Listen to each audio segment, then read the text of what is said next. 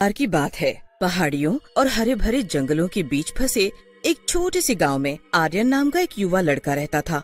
वो एक दयालु बच्चा था। आर्यन के पास एक बहुत ही सुंदर और सफेद रंग की बकरी थी। उसकी बकरी का नाम रूमी था। रूमी बहुत ही मित्रतापूर्ण बकरी थी। उसे लोगों के बीच रहने, उनके साथ खेलना, उनसे प्यार करना बहुत पसंद था। रूमी और आर्यन के बीच एक बहुत ही गहरा संबंध था। आर्यन को रूमी बेहद प्यारी थी। कुछ ही दिनों के बाद गांव में बकरी ईद आने वाली थी। आर्यन उस त्योहार के लिए बहुत ही उत्सुक था। आर्यन ईद के एक रात पहले बाकी गांव वाले बच्चों के साथ बातें कर रहा था। दोस्तों, कल तो ईद है, कल तो बहुत मजा आएगा। हाँ आर्यन, कल तो ढेर सारी ईदी मिलेगी। मैं तो उस ईदी से ढेर सारे खिलौने लूंगा। हाँ, मैं भी कल रूमी को बहुत अच्छे से सजाऊंगा। अरे, तुम सबको पता है, मैंने एक भूत की अफवाह सुनी थी। अच्छा, क्या सुना था तुमने? ईद की आखिरी रात को एक बकरी चुराने वाला भूत आता है और बकरी को अपने साथ लेके भाग जाता है। क्या ऐसा भी कुछ होता है? अगर वो भूत हमारी बकरियों को ले जाएगा तो हम ईद कैसे मनाएंगे? अगर उस भूत ने मेरी रूमी चुरा ली तो मेरा क्या होगा? हाय मेरा बच्चा, क्या हुआ तुझे? क्यों अपना मुंह लाल पीला कर रखा है?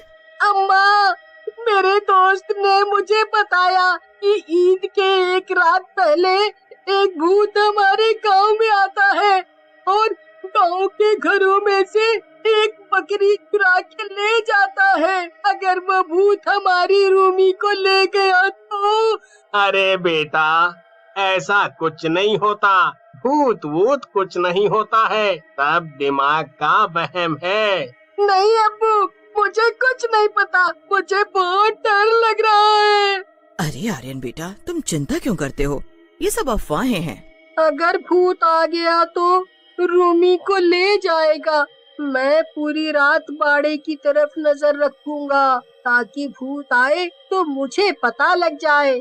आर्यन के अम्मी अबू उसे थोड़ा सा दिलासा देकर सुला देते हैं, लेकिन आर्यन आधी रात को डर की वजह से जाग जाता है।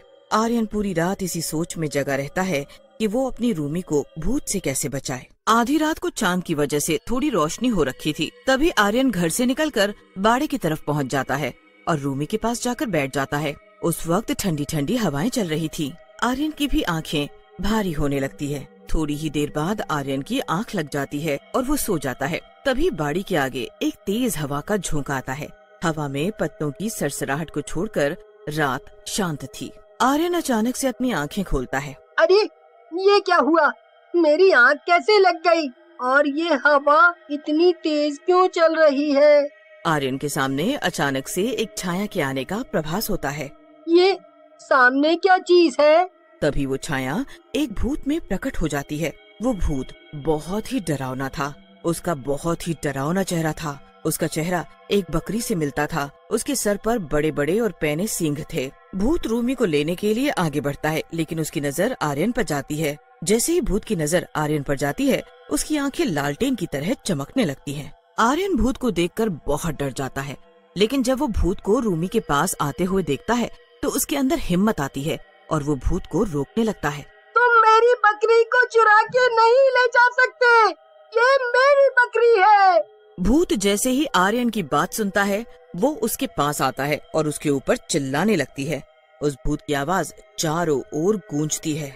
आर्यन डर के मारे अपनी आंखें बंद कर लेता है। तभी भूत रूमी को लेकर गायब हो जाता है।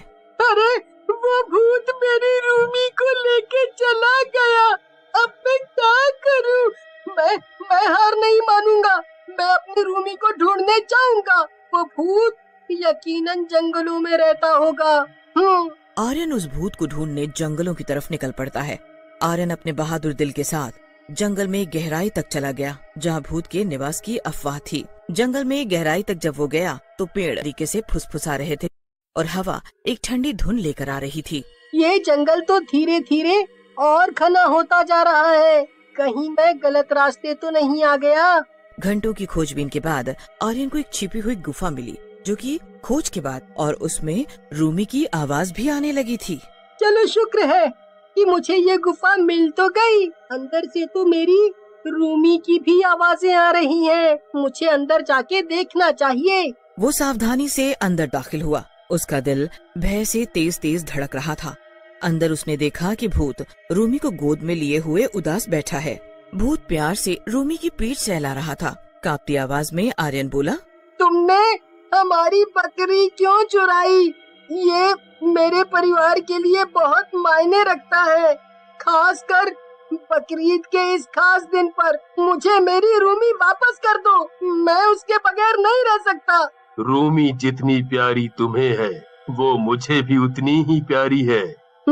ये तुम क्या बोल रहे हो? तुम तो भूत हो ना, तुम्हें तो बुरा होना चाहिए। फिर तुम ऐसे क्यों बोल रहे हो? तुम मेरी कहानी सुनोगे? हाँ। मैं मरने से पहले एक बकरा हुआ करता था। मेरे मालिक का नाम खान था।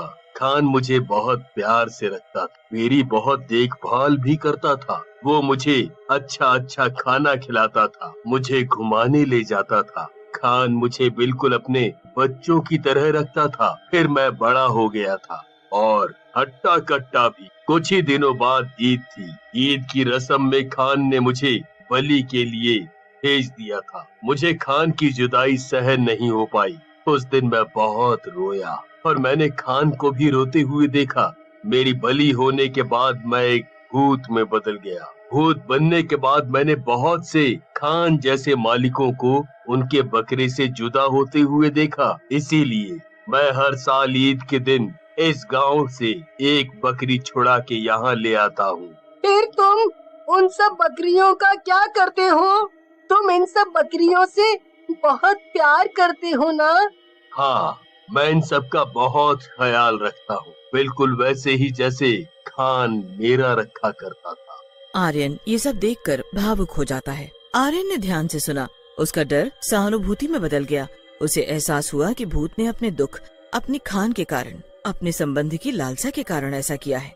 तुम चिंता मत करो, मैं तुम्हारी रूमी को भी वैसे ही रखूंगा। उसे किसी भी तरीके की तकलीफ नहीं होगी, वादा करता हूँ। नहीं नहीं नहीं, मैं उसके बगैर नहीं रह सकता। तुम मुझे मेरी रूमी वापस कर दो, मैं उससे बहुत प्यार करता हूँ। खान भी मुझसे बहुत प्यार करता था, लेकिन हुआ क्या, उसने मुझे बलि के लिए भेज दिया। तुम अपनी रूमी को बलि के लिए भेज सकते हो? नहीं नहीं, मैं रूमी को बलि के लिए नहीं भेज सकता। रूमी मेरे साथ खुश रहेगी और सुरक्षित भी। नहीं, मैं रूमी को बलि के लिए नहीं भेजूंगा। हमारी बकरी चुराने से आपको वो शांति नहीं मिलेगी जो आप चाहते हैं। इसके बजाय आइए हम एक दूसरे की मदद करें, हमारी बकरी लौटा दें। मैं तुम्हें अपने साथ गांव लेके चलूंगा और तुम्हें सम्मान दिलाऊंगा। आर्यन भूत को अपने साथ गांव ले जाता है। आर्यन अपनी, रूमी, भूत और बाकी सारी बकरियों के साथ गांव पहुंच जाता है। सारे गांव वाले आर्यन को भूत के साथ देखकर चौंक जाते हैं। सुनो गांव वालों, मैं यहाँ आप सबको कुछ बताने आया हूँ। आप सबको इस भूत से डरने की कोई जरूरत नहीं है। ये आपको कोई नुकसान नहीं पहुँचाएगा। ये भूत भी पहले हमारे बकरों की तरह हुआ करता था। बलि के बाद ये अपने मालिक की जुदाई बर्दाश्त नहीं कर पाया, इसीलिए ये एक भूत बन गया। आर्यन की बात सुनकर सारे गांव वाले भावुक हो जाते हैं और भूत को बिरयानी खिलाने लगे। भूत गांव